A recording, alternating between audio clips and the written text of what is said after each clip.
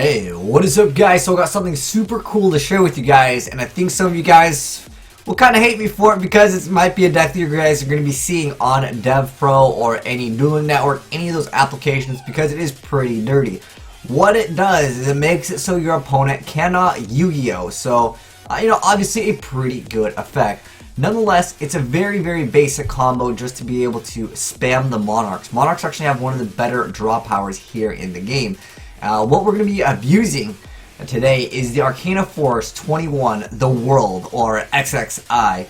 So, his effect is that when it is summoned, you get a toss a coin. Heads during your end phase, you send 2 monsters you control to the graveyard to skip your opponent's next turn. That means their draw phase, that means everything. And if it's tails during your opponent's draw phase, add the top card of their graveyard to their hand. Now, some of you guys might be thinking, oh, that's a 50-50 chance. Well, don't worry, we'll get into the build later on. When we go over the deck profile, you guys can kind of see how it actually works. So, basically, yes, it is 50-50 if you activate it without the field spell, but there are a lot of other cards that can let you technically use the effect that you want. There are like a lot of cards that support the Arcana Force archetype, which are basically revolved around flipping coins.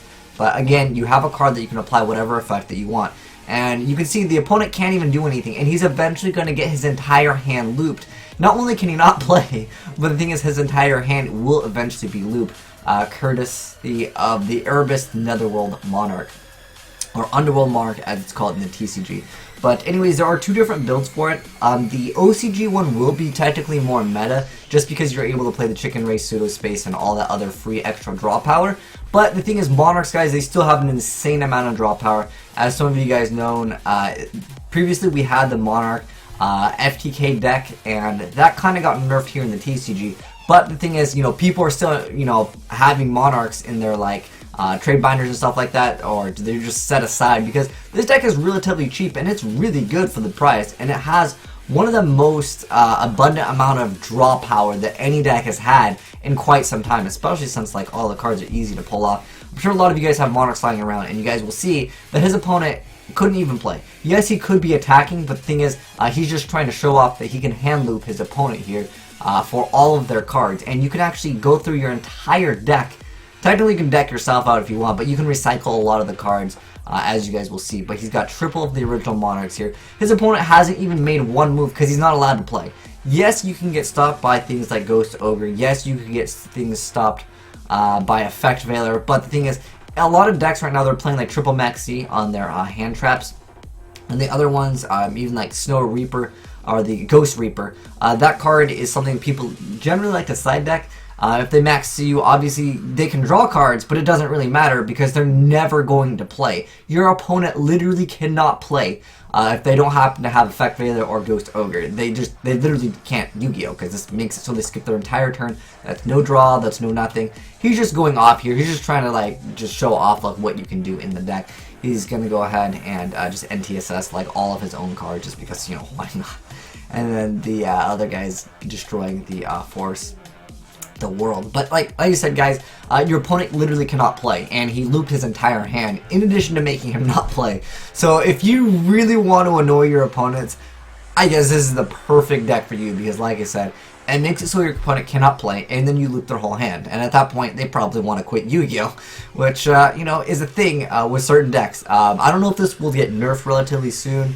I don't think so. I mean, it is a 50-50 chance, but again, guys, we'll go over the deck profile and we'll show you guys how to make it more consistent if you want to play in the OCG version, or why it's so consistent, because it's really not that hard in Monarchs just to open up with the standard Tribute 2 and then banish, then get another one, and you have a lot of draw power in the deck. So this isn't a combo that's going to be super, super difficult to pull off. Try it out yourself, guys, and let me know how consistent the deck is. But that said, you guys got to see the gameplay. Let's go ahead and now go over the deck profile. So, like I said, there are 2 versions. One of them is OCG, which means, they obviously have Chicken Race, the triple upstarts, and one of them is TCG. So I'm assuming most of you guys are TCG players, so we'll go ahead and go over the TCG player one first, and then we'll go over the OCG players one in a second. But anyways, thanks to Colette for sending in this. This is really awesome. Anyways, so there's 2 copies of Arcana Force, like I said, this is technically a 50-50 chance, but you can change that when you use the card Light Barrier. So Anyways, let's go ahead and get started with the deck profile. I'll explain some of the smaller stuff if you guys are unfamiliar with it. So, double Force the World. Then we have 3 copies of Erebus. We have 1 copy of Zaborg, 1 copy of Armageddon Knight, and then we have 3 copies of Eidos. And then we have 3 copies of Idea, a Level Eater, 1 Allure of Darkness, 1 1-for-1, triple Pandeity, 1 Rhoda, 2 copies of Tenacity, 2 Trade-In, 1 Upstart, 3 Terraforming, 3 Hand Destructions, 1 Light Barrier, 2 Domain of the True Monarchs, 2 copies of the first Monarch, 3 copies of the original Monarch, and 1 Magical Mallet. And then for the extra deck, you really don't need the extra deck too much other than having like this card. That card's probably the more important card, then you can recycle the cards. Obviously you could be playing like other rank 4s, you can add in other things. I know there's only 1 monster, but you never know when your opponent's going to give you a monster, so it's good to have that. Or if you love Eater enough times, technically you can go into rank 4s, but it's always better to have them and not need them. Then of course, needing it and not having it. But that's the TCG one. If you guys have the luck to play an OCG, because this is way more consistent. Oh, going back to that card, hold on. Let's go over this card because it's a kind of important card. So Light Barrier has the effect of during your standby phase, toss a coin. If the result is tails, the following effects are negated until your next standby phase. The effect is when you summon an Arcana Force, which effect to apply without choose which effect to apply without tossing a coin. If Arcana Force monster destroys an opponent's monster by battle, you gain life points equal to destroyed monster's original attack. That bonus effect is kind of nice, but the main thing is that you can choose which effect to apply without even tossing the coin. So that 50% chance becomes 100% chance. Unless you're just like, you're gonna troll yourself. But yeah, basically you get this out. This is the only card that I would say is hard to like draw into. It is a trade-in target as well as like a lot of other things. You have hand destruction. Again, this is like a turbo build. Just I don't want to say it's just a troll deck though, because at the end of the day, you can still kind of play Monarchs if you want to like maybe drop these or do something else, so you can play some of the other Monarchs and just play a standard Monarch deck with a random just 1 tech Arcana Force. You could still technically do a lot of shenanigans with just 1 of these. So I'm thinking maybe people will try teching this in. It's not a bad tech though, honestly, because if you have 2 monsters, that means your opponent literally don't even have a next turn. You get to play again, and then the 3,100 to the face like twice. That's pretty devastating. And obviously from there you have follow-up plays with all the Monarch drop power. You probably should be able to go off again in the next turn and finish them off. But like I said, this was like the only card I think that is different. I'm pretty sure most of you guys are familiar with most of the stuff in the Monarchs. He was also playing the first Monarch, which a lot of people also don't run, but it is a level 6. And oh, keep in mind, guys, this card is also still a trap card. You can actually use these for ranks. You cannot use tokens for ranks, but you can use trap monsters, and you can use this for exceeds. So it's level 6, 1,000 attack, 24 defense. If summoned this way, you can discard 1 card, then declare an attribute. It becomes that attribute and treat it as 2 tributes for the tribute summon and a monster with the same attribute as this card. While this card is treated as a monster, you cannot special summon monsters except for monsters with this card's attribute. So obviously, go for whatever you want.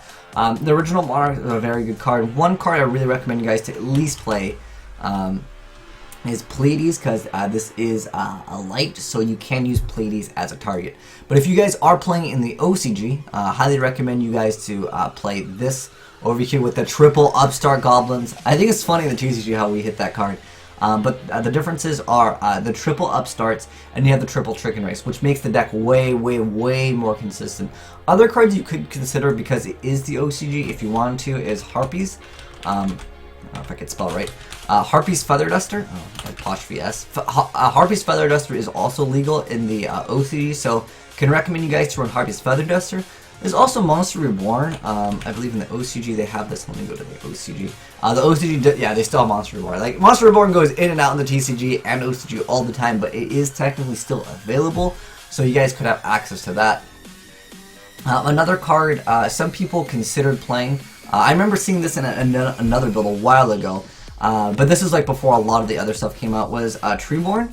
Just because you are going to be cycling your cards with hand destruction quite a bit, and you can use 1-for-1 and send that to the grave. And then Treeborn, yeah, Treeborn Frog has that ability to keep on coming back. Obviously, you won't have to have like spell and traps, because if you do, then he won't come back. But Treeborn Frog could also be another great target, because Treeborn Frog plus Level Eater gives you free targets, and Even though Level Eater will eventually run out of levels to eat on Arcana Force, if you're getting the effect enough times, you're going to win the game anyways, because you've had enough free turns where your opponent literally could not Yu-Gi-Oh! And again, with Urbis, you're able to loop their entire hand, so for whatever reason, if they happen to survive, I don't know how, but you can kind of deal with it. But kind of an interesting thing to share with you guys, but let me know, guys, what you think of this, and if you have any other card combos or things, let me know in the comment section below how we can make this deck better. But anyways, thanks for watching, guys, and make sure you guys give that like button a titty slap, and I'm signing out.